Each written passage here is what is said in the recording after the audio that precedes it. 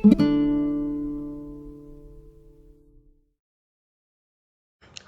I welcome you in our new video, जहाँ पर हम आज टैली से जुड़ा हुआ एक टॉपिक कवर करेंगे। और मैं आपको उसके बारे में पहले बता देता हूँ कि जिस तरीके से हमने पहले वाले सेशन में कंपनीज़ क्रिएशंस, कंपनीज़ को बनाना और कंपनी इन्फो पर जो भी ऑप्शंस आते हैं उन सबको सीखा था। आज हमारा जो टॉपिक रहेगा जिसको हम कवर करेंगे वो ग्रुप्स रहेंगे। टैली के अंदर जो ग्रुप्स दिए जाते हैं या बने होते हैं, हम उनके बारे में आज आपको पूरी जानकारी देंगे और उसको पूरा कवर अप करेंगे। तो हम स्टार्ट करते हैं। उसके लिए पहले हम एक कंपनी क्रिएट कर लेते हैं। यहाँ आपको हमने अपने पहले सेशन में कंपनी क्रिएट करने का पूरा प्रोसीजर और पूरा उस वीडियो लेक्चर में समझाया है, तो आप कंपनी से रिलेटेड चीज़ें उस वीडियो सेशन में, उस वीडियो लेक्चर में आप देख सकते हैं जी। तो हम आज जो टॉपिक कवर करने वाले हैं वो बैंक ग्रुप है। बैंक ग्रुप के लिए आप गेटवे ऑफ टैली पर अकाउंट्स इन्फो में जाते हैं। देन आपको एक ग्रुप्स नाम का ऑप्शन दिखता है और आप जैसे ग्रुप्स में एंटर करते हैं तो यहाँ सिंगल ग्रुप, मल्टीपल ग्रुप्स, दो तरीके के आपको हेडिंग्स दिख रहे हैं। आपको सिंगल ग्रुप के डिस्प्ले में जाना है। बाय डिफ़ॉल्ट जो ग्रुप्स टैली हमें बना के देता है ये उन ग्रुप्स की लिस्ट है। एक्चुअली ग्रुप होते क्या है पहले हम इसको समझ लें। टैली के अंदर जो लेज़र्स होते हैं उनका बाय डिफ़ॉल्ट जो नेचर दिया जाता है, या जब भी आप कोई लेज़र क्रिएट करते हैं तो उसका एक नेचर प्रोवाइड कराना पड़ता है या उसको एक नेचर डिफ़ाइन करना पड़ता है। तो उस ही नेचर के लिए ये ग्रुप्स को बनाया गया है। तो आप जो भी लेज़र बनाते हैं उससे संबंधित जो भी ग्रुप होगा वो वहाँ आपको मेंशन करना पड़ेगा। ये बाय डिफ़ॉल्ट आपको बने हुए मिलते हैं, जैसे कि मैंने भी आपको डिस्प्ले में दिखाए हैं, यानी कि मैंने भी इन्हें जनरेट नहीं किया या बनाया नहीं है। बट हाँ, आपको कोई न्यू ग्रुप बनाना है या आप उस न्यू क्रिएट करना चाहते हैं, किसी ग्रुप का सब ग्रुप बनाना चाहते हैं, तो उसके लिए क्रिएट की फैसिलिटी भी आपको दी गई है कि आपको अगर कोई न्यू ग्रुप प्रोवाइड करना है या बनाना है तो Tally provides you the facility to create your own group. Also it provides pre defined groups that are displaying on your screen. तो ये प्री डिफाइंड ग्रुप्स हैं। अब इन ग्रुप को मैं एक एक करके आपको समझा देता हूँ कि किस ग्रुप का क्या मीन्स है, किस लेज़र के लिए यूज़ होता है, क्योंकि ये सबसे इम्पॉर्टेंट चीज़ है। क्योंकि जब भी आप लेज़र बनाएंगे तो ये सबसे पहले आपको यूज़ में आएगी और आपको उपयोग करनी पड़ेगी। तो जैसे कि बैंक अकाउंट है, तो बैंक अकाउंट्स यूज़ होता है जो भी आप बैंक्स बनाते हैं, जो भी आप बैंक की लेज़र बनाएंगे, जैसे SBI है या कोई भी बैंक आप बना लीजिए, PNB है, जिस भी बैंक का नाम बनाएं या बैंक का ग्रुप बनाएं तो आपको उसके लिए बैंक अकाउंट यूज़ करना पड़ेगा। नेक्स्ट ऑप्शन है बैंक OCC। OCC का मीन्स है कैश क्रेडिट लिमिट, यानी कि टेकन फ्रॉम अ बैंक, आप कैश क्रेडिट पे लेते हैं बैंक से तो आप OCC अकाउंट बनाते हैं। दैन बैंक OD है जो ओवरड्राफ्ट लिमिट है, यानी कि बैंक से आप ओवर डिमांड करते हैं या ओवर ड्राफ्टिंग करते हैं तो वो आपको OD यूज़ करना पड़ेगा। नेक्स्ट है आपका ब्रांच और डिवीजन्स। आप अपनी कंपनी के कोई ब्रांच और डिवीजन्स को भी होल्ड करते हैं, उसका लेजर्स बनाते हैं, तो आप वहाँ ब्रांच और डिवीजन्स को मेंशन कर सकते हैं। नेक्स्ट है आपका कैपिटल अकाउंट। कैपिटल अकाउंट कहाँ यूज़ करते हैं, जैसा नाम है कैपिटल, कैपिटल का मतलब है आप व्यापार में जब शुरू करते हैं तो जो पूंजी लगाते हैं उसके लिए। तो कैपिटल की जो भी लेज़र बनती है वो कैपिटल्स अकाउंट में आती हैं। वो फिर शेयर कैपिटल हो, पार्टनर कैपिटल्स हों या आपका प्रॉपराइटर्स अकाउंट हो, वो सब चीज़ें। दूसरा एक लेज़र और बनता है ड्राइंग के नाम से। तो जब आप ड्राइंग का लेज़र बनाएंगे तो उसमें भी कैपिटल का ही यूज़ हम करते हैं या कैपिटल की जो ग्रुप है वो मेंशन उसमें किया जाता है। कैश इन हैंड आप जानते हैं, जो भी आपका अमाउंट या जो भी आपका पैसा है वो बाय डिफ़ॉल्ट आपको कैश की लेज़र बनी हुई मिलती है। जब हम लेज़र्स पे बात करेंगे या लेज़र्स क्रिएशन पे बात करेंगे तब उस चीज़ को भी मैं मेंशन कर दूँगा। नेक्स्ट है आपका करंट लाइबिलिटीज़। लाइबिलिटीज़ जैसे हम जैसे कि मतलब समझते ही हैं, जो भी हमारे दायित्व होते हैं या जो भी हमें पे करना होता है वो सब चीज़ें। तो करंट लाइबिलिटीज़ के लिए क्या है, जो भी आपके बिल्स हैं, जो भी आपके बिल ड्रॉन्स हैं, उन सब के लिए आप करंट लाइबिलिटीज़ का यूज़ करते हैं। सिंपल सी चीज़, जो आपको विद इन अ ईयर पे बिल्स करना है, विद इन अ ईयर पे बैक करना है, फाइनेंशियल ईयर के उस टेनर पीरियड में जो आप पे बैक करना चाहते हैं वो सब करंट लाइबिलिटीज़ हैं। डिपॉजिट असेट्स, यानी कि जो भी आपका डिपॉजिट्स हैं या जो भी आप लॉन्ग टर्म डिपॉजिट्स रखते हैं, सिक्योरिटी अमाउंट्स वगैरह, उस तरीके की कोई चीज़ आप यूज़ करते हैं या लेजर्स बनाते हैं तो आपको वहाँ डिपॉजिट असेट्स जनरेट करना पड़ेगा। तो उसके लिए आपको इस लेज़र बनाने के लिए इस ग्रुप का यूज़ करना और आपको वहाँ पर यूज़ करने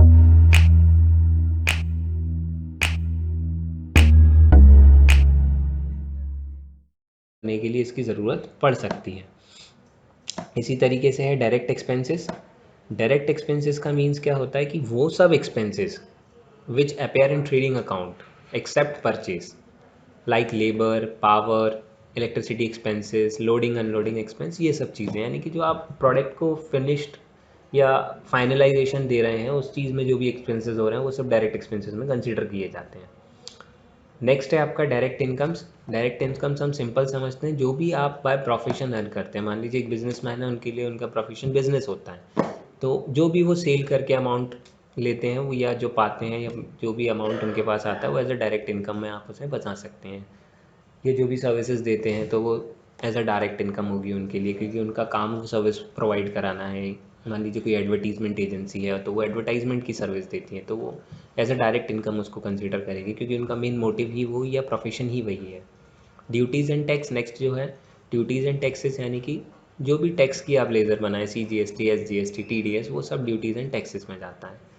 फिक्स्ड असेट्स यानी कि लॉन्ग टर्म असेट्स, और जिनको आप रीसेल नहीं करते और कैश में कन्वर्ट नहीं कराते, तो ऐसी असेट्स जो भी आप बनाएंगे वो फिक्स्ड में रखेंगे। इनडायरेक्ट एक्सपेंसेस यानी कि जो भी एक्सपेंसेस आप पेड ऑफ करते हैं, यानी कि जो भी आप पे करते हैं, जैसे मान लीजिए रेंट है आपका, सैलरीज हो गई आपकी, आपके ऑफिस में टी एक्सपेंसेस हैं, या स्टेशनरी एक्सपेंसेस हैं, वो सब चीज़ें आप इनडायरेक्ट एक्सपेंस में रखेंगे। यानी कि जब इन सब चीज़ों की लेज़र बनाएंगे तो आप उसको इनडायरेक्ट एक्सपेंस के ग्रुप में मेंशन करेंगे या अंडर में उस इनडायरेक्ट एक्सपेंस को रखेंगे। इनडायरेक्ट इनकम्स यानी कि जो बिल्कुल हम अगर समझें तो विदाउट आपका जो प्रोफेशन है या पार्ट ऑफ प्रोफेशन जो आप अर्निंग्स करते हैं वो इनडायरेक्ट इनकम्स में होती हैं। जैसे मान लीजिए कहीं से आपको इंटरेस्ट आ रहा है, तो कहीं से आपको कोई कमीशन आपने कहीं से रिसीव कर लिया, या इस तरीके की जो चीज़ें हैं जो इनडायरेक्ट वे में हैं, तो उनको अपन इनडायरेक्ट इनकम्स में रखेंगे। यानी कि जो आप प्रोफेशन से रिलेट नहीं करते हैं तो वो सब इनडायरेक्ट इनकम्स में। इन्वेस्टमेंट्स जो भी आप निवेश करते हैं वो सब चीज़ें। लोन्स एंड एडवांस असेट्स यानी कि जिस भी इंसान या जिस भी पार्टी से आप लोन देते हैं तो वहाँ आप लोन एडवांस असेट चूज़ करेंगे। नेक्स्ट है लोन्स लाइबिलिटी। लोन्स लाइबिलिटी जब आप लोन रिसीव करते हैं तो as a loan liability consider होता है, क्योंकि अब आप पर दायित्व है, आपको वो लोन पे करना है जो भी ड्यूरेशन तय हुआ होगा उस समय में। तो ये दोनों अपोजिट रहते हैं, क्योंकि जब आप लोन्स पे करते हैं तो आप एडवांस एसेट चूज़ करते हैं, और जब आप रिसीव करते हैं तो लाइबिलिटीज़। नेक्स्ट है मिसलेनियस एक्सपेंसेस। मिसलेनियस एक्सपेंसेस यानी कि प्रीलिमिनरी एक्सपेंसेस, यानी कि नॉट येट रिटर्न ऑफ, या और कहें तो जो एक्सपेंसेस बहुत छोटे से होते हैं या जो प्रीलिमिनरी कहा जाता है, उनको आप मिसलेनियस एक्सपेंसेस में रख सकते हैं। तो इसलिए मिसलेनियस एक्सपेंसेस से रिलेटेड आप कोई लेज़र बना रहे हैं तो फिर आपको यही यूज़ करना पड़ेगा, और उस लेज़र्स में ये आपको सब कुछ मेंशन करने पड़ेंगे कि ये किस ग्रुप में जाएगा। तो जैसे एक्सपेंसेस आप बनाएंगे तो उसी हिसाब से फिर आप उसको बनाते समय ये ध्यान रखें कि ये जो एक्सपेंसेस हैं हमारे वो इनडायरेक्ट या डायरेक्ट में नहीं है, वो हमारे प्रीलिमिनरी मिस एक्सपीरियंस में से या मिसलेनियस एक्सपेंसेस से वेरी करते हैं या रिलेटेड हैं, तो हम वहीं रखें। नेक्स्ट है प्रोविज़न।